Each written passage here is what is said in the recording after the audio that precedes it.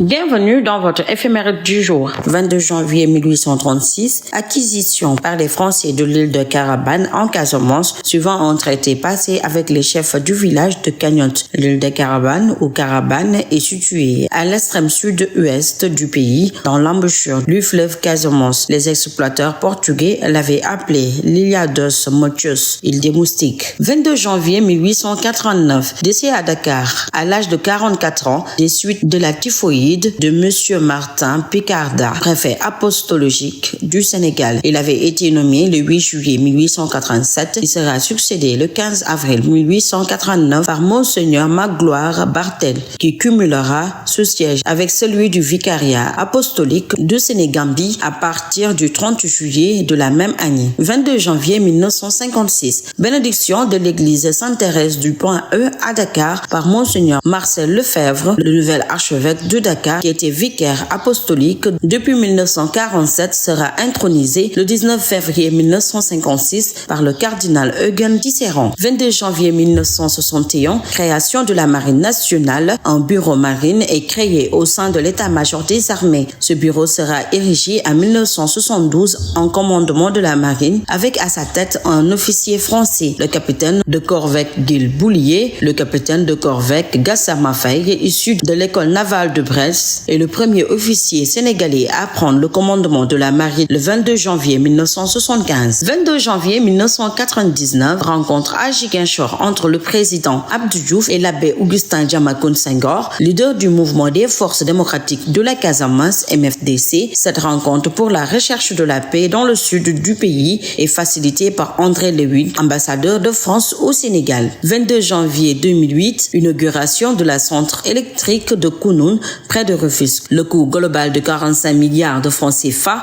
a été financé par la Banque mondiale par le biais de sa filiale, la Société financière internationale, par le gouvernement du Sénégal et par d'autres partenaires. D'une capacité de 67,5 MW, la centrale va augmenter la capitale du parc de production d'électrique du pays de 13,5% et permettre à la Sénélec de fournir de l'électricité à plus de 200 000 foyers. 22 janvier 2014, libération du navire battant pavillon russe. Après paiement d'une amende de 400 millions de francs CFA, il avait été arraisonné par la Marine nationale le 4 janvier 2014, pêche illégale dans les eaux sénégalaises. 22 janvier 2016, à Dakar, le médiateur de la République Alioune Badara Cissé est élu président de l'association des médiateurs des pays membres de l'Union économique et monétaire ouest-africaine lors de la 4e assemblée générale de l'association. 22 janvier 2019, ouverture sur l'île de Gorée par le bureau régional de l'UNESCO pour l'Afrique de l'Ouest en collaboration avec le ministère de la Culture de la 5e réunion régionale pour l'Afrique sur la protection du patrimoine culturel subaquatique à l'intention des pays de la façade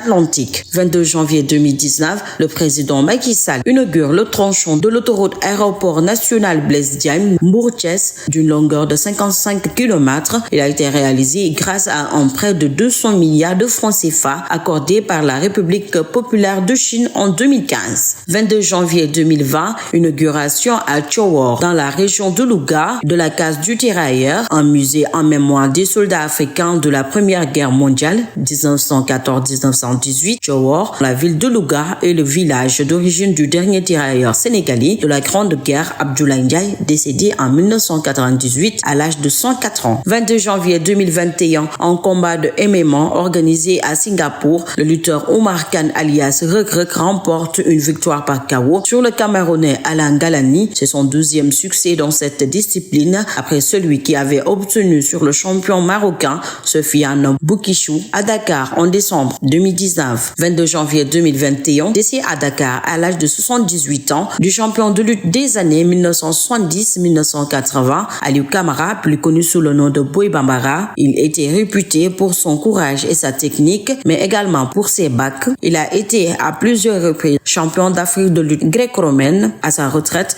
après une belle carrière sportive, il a eu à encadrer toute une génération de jeunes lutteurs. 22 janvier 2021, décès à Dakar à l'âge de 70 ans de Serigne Atou Diagne, membre fondateur et leader moral du Daïra Hizbut Tarqiyyah, réunissant les étudiants mourides de l'université Cheikh Anta Diop de Dakar, créé en janvier 1976. Le mouvement a été approuvé par Serigne Abdoul Ahad Mbacké, khalifa général des Mourides. C'est le premier mouvement islamique créé à l'université de Dakar. Et enfin, 22 janvier 2023, méga meeting organisé à Keur Massar, dans la banlieue dakaroise, par les militants du PASTEF, Parti les Patriotes, en soutien à leur leader Ousmane Sonko, renvoyé devant la chambre criminelle du tribunal de grande instance hors classe de Dakar dans une affaire de mœurs. Ses partisans estiment qu'il s'agit d'un complot politique concocté par le pouvoir pour l'empêcher de se présenter à l'élection présidentielle du 25 février 2024. C'était tout sur l'éphéméride du jour. À demain, Inch'Allah.